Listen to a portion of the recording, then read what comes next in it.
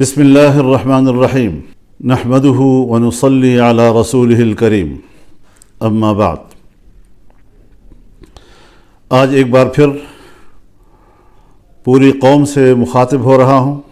آپ حضرات جانتے ہیں کہ جمعیت علماء اسلام کی مرکزی مجلس عاملہ نے 8 فروری 2024 کے الیکشن کے نتائج کو مسترد کر دیا تھا۔ 2018 کے الیکشن میں جو عوام کی حق رائے دہی پہ ڈاکہ ڈالا گیا تھا، 2024 میں ایک بار پھر عوام کی حق رائے دہی پر شبخون مارا گیا ہے۔ ہم نے فیصلہ کیا تھا کہ ہم اس الیکشن کے نتائج کو تسلیم نہیں کریں گے اور ان کے نتائج کو مسترد کرتے ہیں۔ یہ عوام کی نمائندہ کم اور اسٹیبلشمنٹ کی نمائندہ زیادہ ہے۔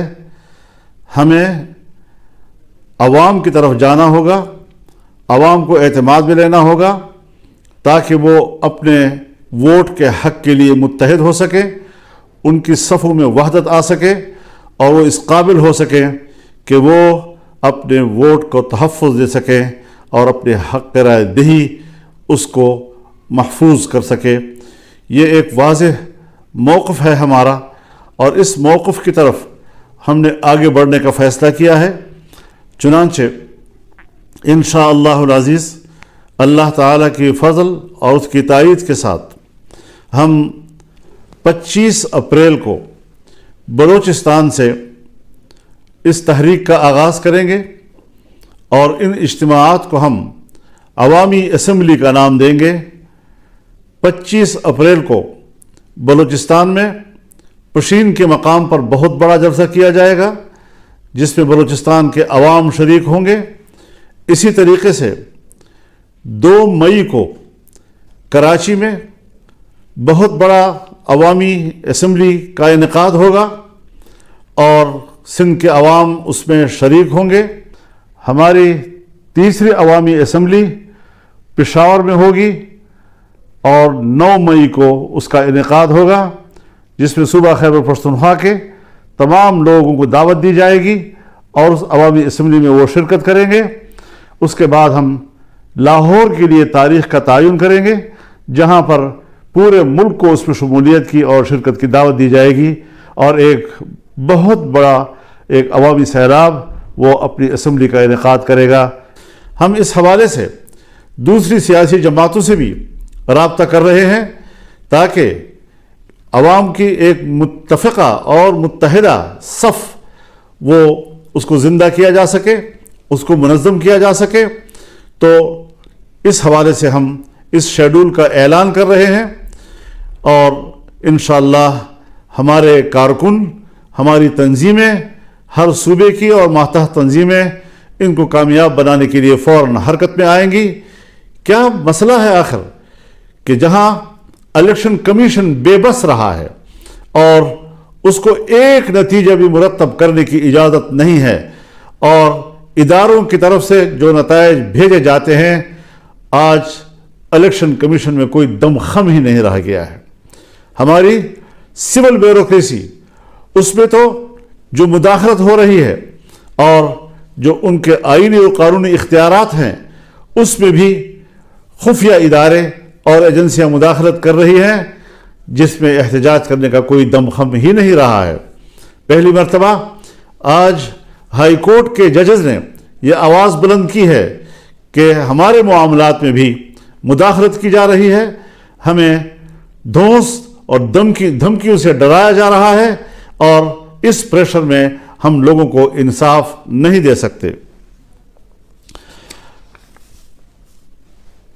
اس حوالے سے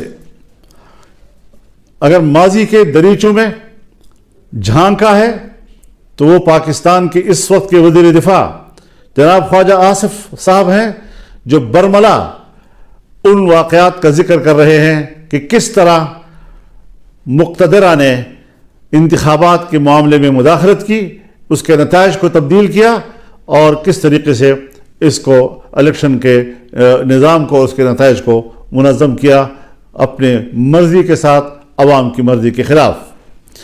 ظاہر ہے اس سارے صورتحال سے جمعیت علماء اسلام کے موقف کو تائید بھی مل رہی ہے اور تقویت بھی مل رہی ہے۔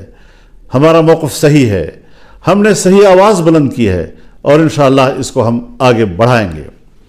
میں ایک دوسرا اعلان بھی اپنی مرکزی مجلس عاملہ کے اراکین کے مشاورت کے ساتھ، اکثر دوستوں نے ہمیں یہی مشورہ دیا ہے کہ جو ضمنی الیکشن کا شیڈول آیا ہے، اس ضمنی الیکشن کا بائیکاٹ کیا جائے گا۔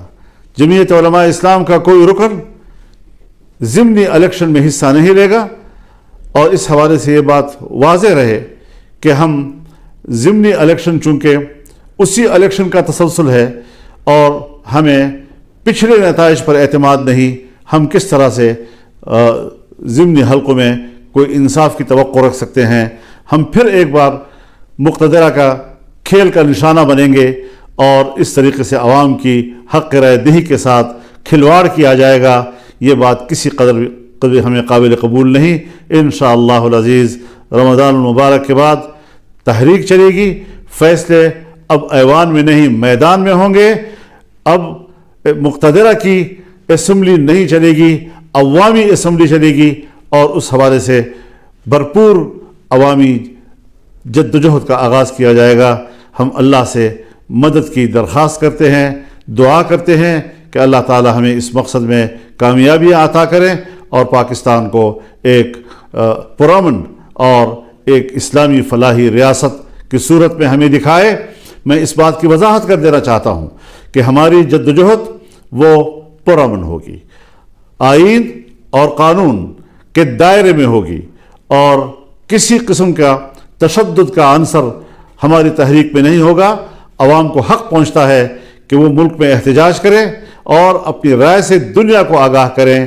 آج عالمی دنیا بھی ہمارے الیکشن پر سوالات اٹھا رہی ہے، ہمارے انتخابات پر وہ اعتماد کا اظہار نہیں کر رہے، کوئی ہچکچا رہے ہیں، کوئی کسی قدر اظہار رائے کر رہے ہیں کہ پاکستان کے اس الیکشن کے نتائج پر اعتماد نہیں کیا جا سکتا۔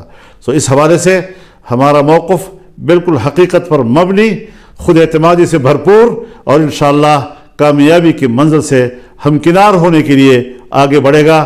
اللہ تعالی ہمارا حامی و ناصر ہو۔ وآخر دعوانا ان الحمدللہ رب العالمین۔